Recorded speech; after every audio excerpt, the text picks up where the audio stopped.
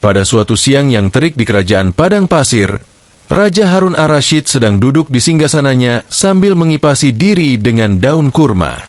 Istana megahnya yang terbuat dari marmer putih bersinar di bawah sinar matahari.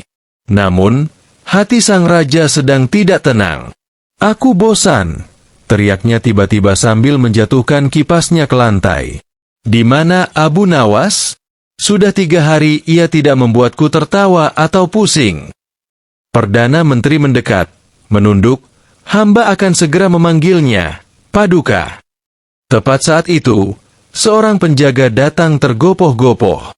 "Ampun, Baginda, ada Abu Nawas di luar gerbang istana. Ia menjual sesuatu." "Menjual? Di istanaku? Apa yang ia jual?" tanya raja dengan mata menyipit curiga. Penjaga itu gemetar. "Ia menjual istana, Baginda." "Istanaku?" Sang raja melompat dari singgasana. "Ini penghinaan. Panggil dia ke sini." Tak lama, Abu Nawas masuk dengan senyum lebar dan jubahnya yang agak kusut.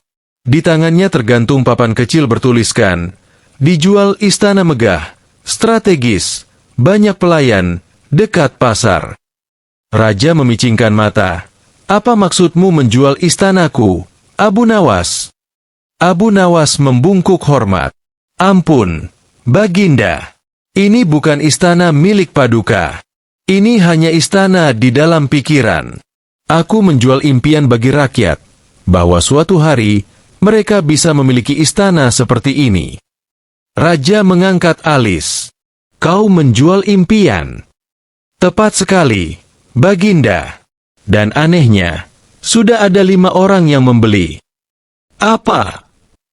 "Tenang, tenang. Mereka hanya membayar dengan puisi dan mimpi. Dan 1 orang bahkan membayar dengan nyanyian domba." Raja Harun marah, tapi juga penasaran. "Baik, Abu Nawas. Kalau kau bisa menjual istana ini, kenapa tidak kau jual padaku juga?" Abu Nawas tersenyum licik. "Paduka ingin membeli istana Paduka sendiri?" Saya bisa jual, tapi harganya tidak murah." "Berapa?" 2 tanya dan 1 jawaban. Raja mengangkat 1 alis. "Apa maksudmu?" "Paduka akan memberikan 2 teka-teki. Jika saya bisa jawab, maka saya akan memberikan 1 teka-teki terakhir. Jika Paduka tidak bisa menjawab teka-teki saya, maka istana ini sah milik saya dan saya akan menjualnya pada siapapun. Tapi jika saya kalah, saya akan bersujud dan menjadi pelayan pribadi Paduka." Raja berpikir sejenak. "Menarik.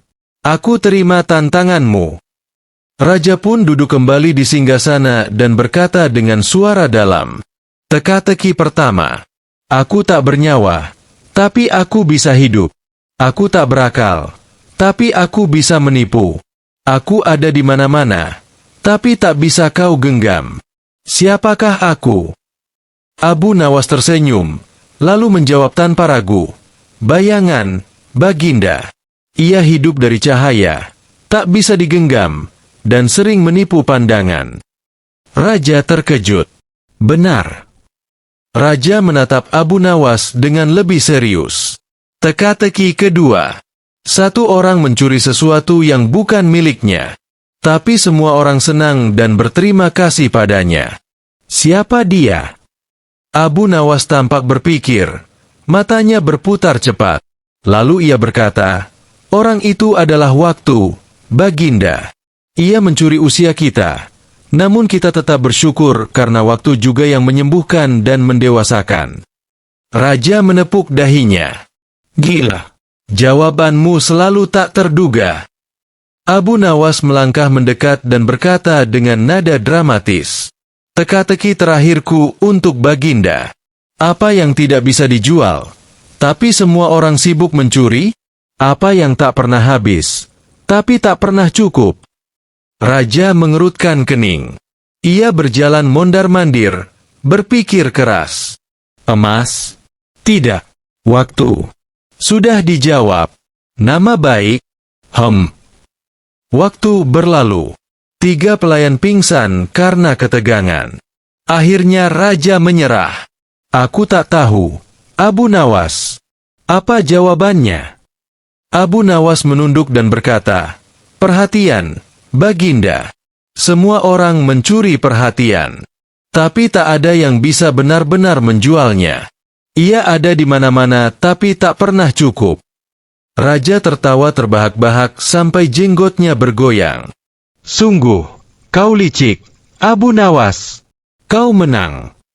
Namun, tiba-tiba raja berdiri dan mengacungkan tongkatnya. "Tapi, aku punya satu jebakan terakhir. Jika kau benar-benar menjual istana ini, maka kau harus bisa memindahkannya ke tengah pasar sebelum matahari terbenam." "Apa?" Abu Nawas terkejut. "Kalau kau tidak bisa, maka kau bersalah karena menjual properti tanpa izin kerajaan." Abu Nawas mengusap dagunya. "Baiklah, akan saya pindahkan." Seluruh kerajaan berkumpul di pasar pada sore harinya. Mereka ingin melihat bagaimana Abu Nawas memindahkan istana yang besar itu. Abu Nawas datang, membawa kain putih besar dan tongkat kayu. "Wahai rakyat, saksikanlah. Aku akan memindahkan istana ini ke pasar. Tapi bukan tembok dan tiangnya, melainkan ke dalam pikiran kalian." Lalu ia memukul tongkat ke tanah dan kain putih itu dibuka, menampilkan gambar istana yang persis seperti istana kerajaan. "Lihatlah, sekarang istana itu ada di sini, di tengah pasar, di kepala kalian semua." Rakyat bersorak. Raja terpaksa tertawa walau gemas. Raja akhirnya mengakui kehebatan Abu Nawas dan berkata, "Kau memang tak bisa ditaklukkan dengan akal biasa. Tapi aku senang, karena setiap teka-teki darimu membuatku hidup 1000 tahun lebih panjang karena tertawa." Abu Nawas membungkuk dan berkata, "Dan Paduka adalah satu-satunya raja yang rela membeli istana miliknya sendiri, demi sebuah tawa." Sejak hari itu, papan bertuliskan, "Dijual, istana dalam mimpi," dipasang permanen di depan pasar, dan Abu Nawas menjadi satu-satunya penjual properti hayalan yang sukses menjual rumah kepada orang yang sudah memilikinya. Pagi itu di kerajaan Padang Pasir, matahari belum terlalu tinggi, namun kegemparan sudah melanda istana.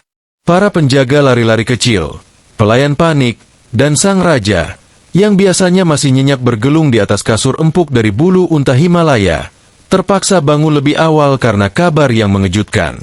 "Ada apa pagi-pagi begini kalian sudah ribut seperti pasar unta yang kehilangan gubuk?" bentak sang raja sambil menguap lebar. Salah satu penjaga yang bernama Jalil maju dengan muka pucat. "Paduka, ini sulit dijelaskan. Cepat katakan, atau kau akan kuganti dengan patung penjaga dari batu bata," bentak sang raja sambil menunjuk hidung Jalil dengan sendok emas sarapan bubur madu.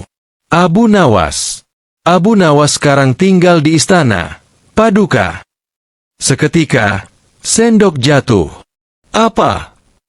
Tinggal di mana?" Di istana ruang utama, bahkan sudah menggantung sajadahnya di ruang tahta dan mengundang tetangga untuk minum teh di balkon istana. Abu Nawas sedang duduk di depan rumah kecilnya, sambil memainkan seruling bambu dan mengamati ayam tetangganya yang berjalan seperti penari balet kebingungan. Wajahnya tenang, tapi pikirannya bergolak. Ia bergumam, "Seandainya aku bisa tinggal di istana bukan karena kemewahannya, tapi karena cuacanya sejuk, dapurnya besar, dan toiletnya bersih tanpa harus disiram pakai ember." Tiba-tiba, seorang pengemis tua lewat, bersalawat dan memohon sedekah.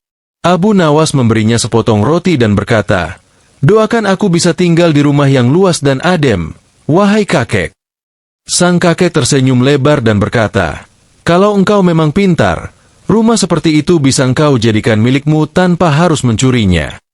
Dan disitulah benih ide konyol nan jenius itu tumbuh.